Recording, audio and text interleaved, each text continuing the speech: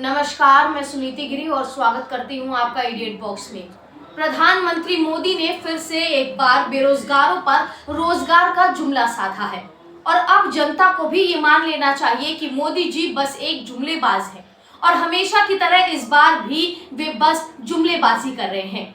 जनता को जुमलेबाज के जुमले की खबर ना हो, इसके लिए वो रोजगार का मेला लगवा रहे हैं और गोदी मीडिया से बाकायदा प्रचार और प्रसार करवा रहे हैं और बेरोजगारों को विश्वास दिलवाने के लिए बड़े बड़े एडवर्टीजमेंट पर पैसा भी खर्च किया गया है और इसी के जरिए देश में पहली बार वीडियो कॉन्फ्रेंस के जरिए अपॉइंटमेंट लेटर देने का भी ढोंग रचा गया और कहा गया कि 1 साल के भीतर 10 लाख नौकरी दी जाएगी और सारी की सारी नियुक्ति यूपीएससी, एसएसबी और आरआरबी के जरिए दी जाएगी। यहीं पर खत्म नहीं होता है जनाब, ये भी कहा गया कि नियुक्ति अलग अलग मंत्रालय के विभागों में होगी।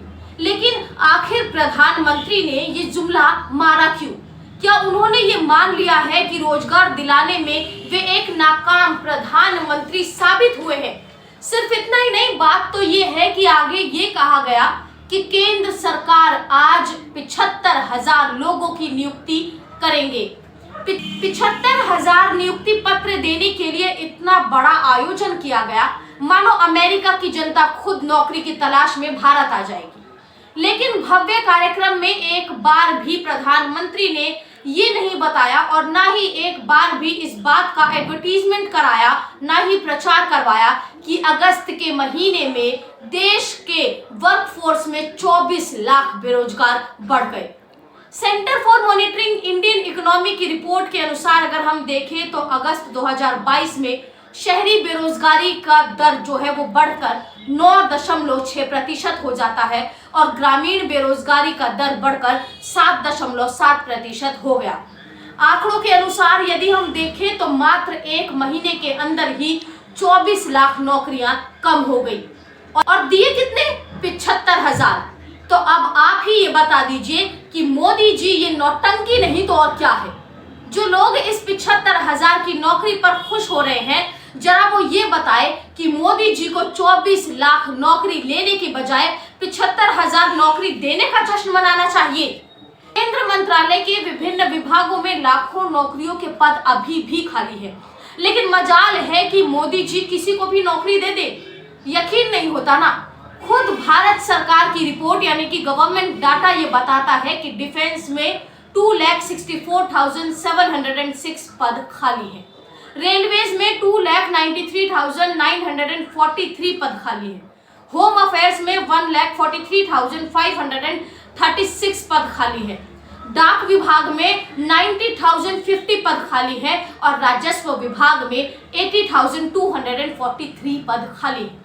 और ये आंकड़ा तो केवल 1 मार्च 2021 तक का है। तो आप ये सोचिए कि जिस देश में मात्र 1 महीने में 24 लाख नौकरियां कम हो सकती है, वहां पर 1.5 साल के भीतर आखिर कितने पद खाली हुए होंगे।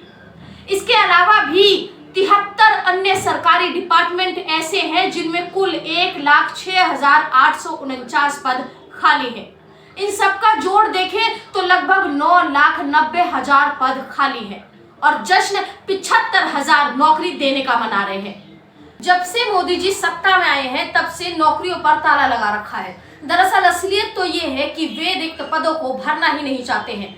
अगर रिक्त पदों का आंकड़ा ही हम देखें तो 2014-15 में रिक्त पदों का आंकड़ा 4,21,658 था।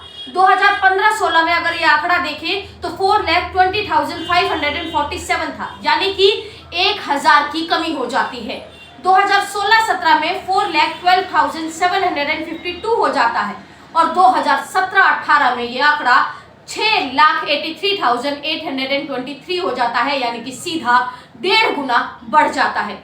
2018-19 में 9,10,153 हो जाता है और 2019-20 में यह आंकड़ा 8,67,302 पर पहुंच जाता है और 2020-21 में यह आंकड़ा 9,79,327 पहुंच जाता है। यानी मतलब साफ है, जब से मोदी जी प्रधानमंत्री बने हैं तब से एक भी नया रोजगार नहीं जोड़ा गया है, बल्कि उल्टा हर साल पद खाली ही हुए हैं।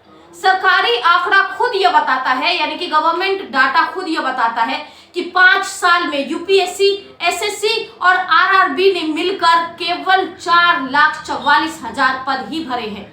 इसका मतलब साफ है कि नौकरी तो है लेकिन देने की नीयत नहीं है। क्या इसका कोई जवाब है मोदी जी के पास?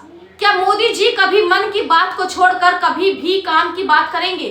आपको ये देखकर शर्म आती है या मोदी के अंध भक्तों को ही ये देखकर शर्म आती है कि मोदी जी ने अपने ही राज में, अपने ही देश को विश्व गुरु तो नहीं बल्कि बेरोजगारी की फैक्ट्री जरूर बना दिया है। साल के लिए सिर्फ इतना ही। अगर ये वीडियो अच्छी लगी हो तो इस वीडियो को लाइक, शेयर, सब्सक्राइब जरूर करें। तब तक के लिए धन्यवाद।